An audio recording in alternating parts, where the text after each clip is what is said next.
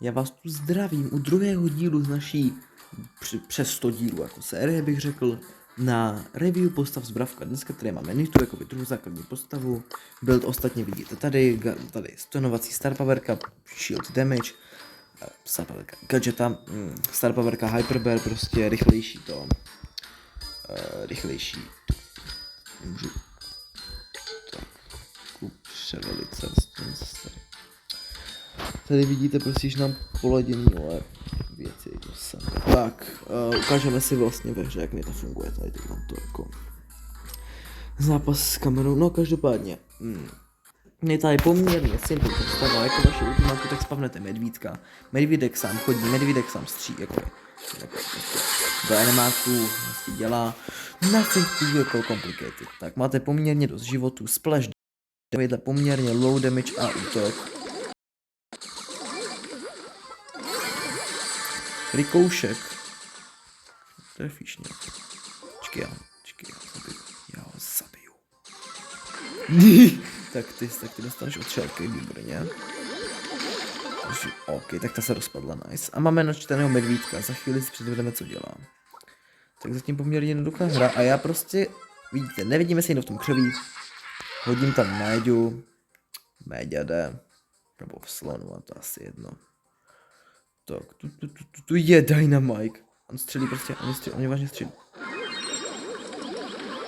Ne!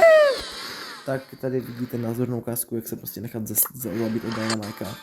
Jsem úplně neschopný udělat, ale aspoň jsem si ukázal, jak jsem prostě medvídek vystupoval.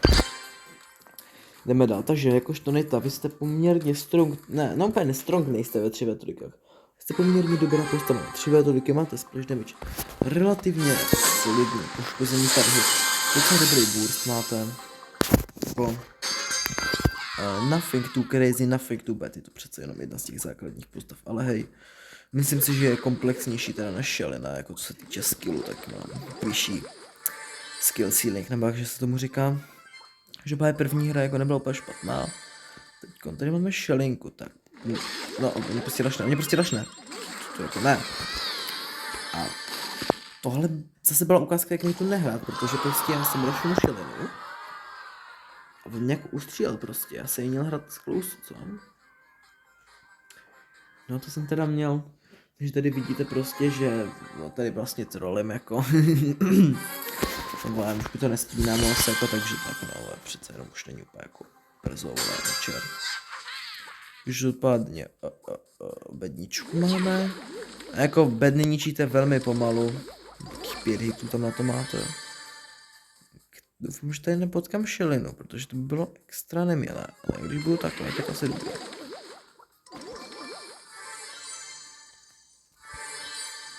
Čekej. Budu ti hrát přes tohle, tak jedna jde do tebe, druhý do tebe. Tak, ultimátku máme na 5 hitů poměrně, není to úplně rychlej charge, ale prostě vidíte, jak jsem chtěl už hnedka tu Shelinu agro hrát přes růžek. Nebudu hrát Shelinu přes růžek, nebudu prostě. Tak, dal jsem jí hit. Trefil, OK, tamhle budeš.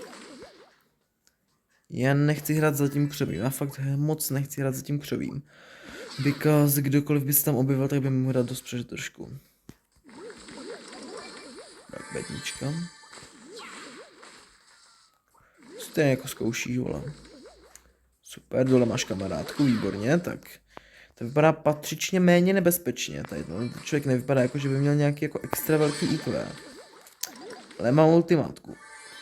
A toho se malininko bojím.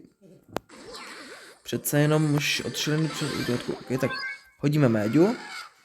On pravděpodobně bude muset ultimátku hodit do Médi. Protože, OK, tak nebude muset, ale potřeboval si minimálně všechny střely. Méďa takový chodící štít tady, no. Tak jsem samozřejmě grandiozně posral. Protože jak jinak samozřejmě. Co jiného můžu dělat, než to posral. Tak asi vlezu semka, takenu tuhle pozici.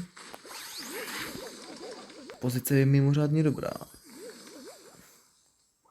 Because I can play the berry here, tak to vyrašnu.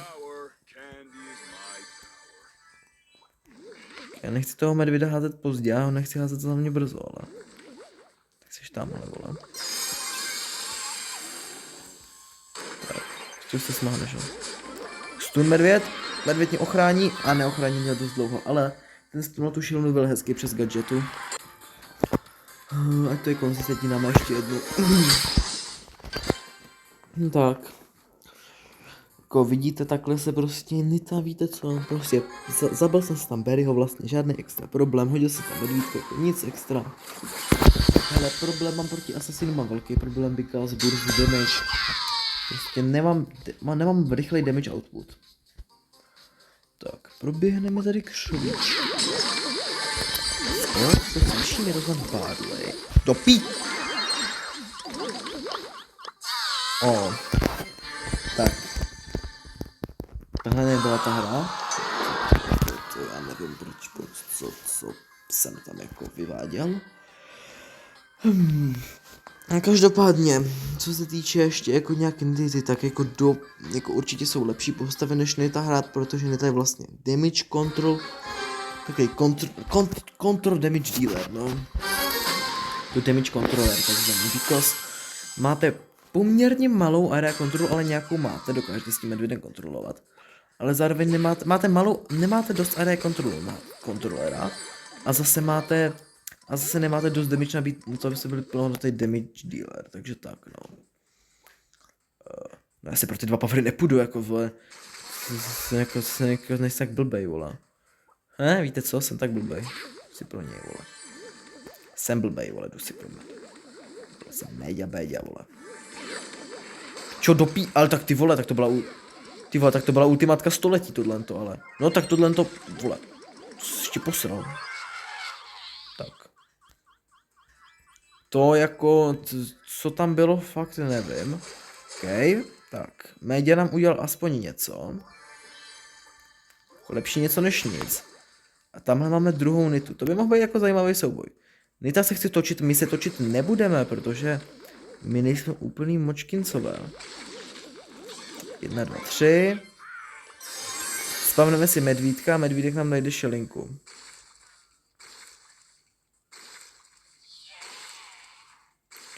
Medvídek jde. Ok, on šel za primem. Ok, tak primo tam dostane před trošku té šeliny. Co se právě stalo, vidíte, jsem prostě skvělý pilař a přepovídám. Takže máme tu dvě šeliny proti jedné Nitě. Prostě spadnul internet, tak. Já hodím. Potřeboval jsem tanknout shoty. Tak to byl pozdní gadget. A já nevím, co tady vlastně budu dělat proti němu. Because I don't have a HP, I don't have fucking anything, baby. Oh my god. Ok, stejně bych to asi nedal, ale aspoň něco, hej. Tak jako posunuli jsme se aspoň v trofejk nahoru, takže co bych řekl k Nitě, Nita je vlastně jako vesměs dobrá postava, hej, jako není na nic špatného, nothing too crazy.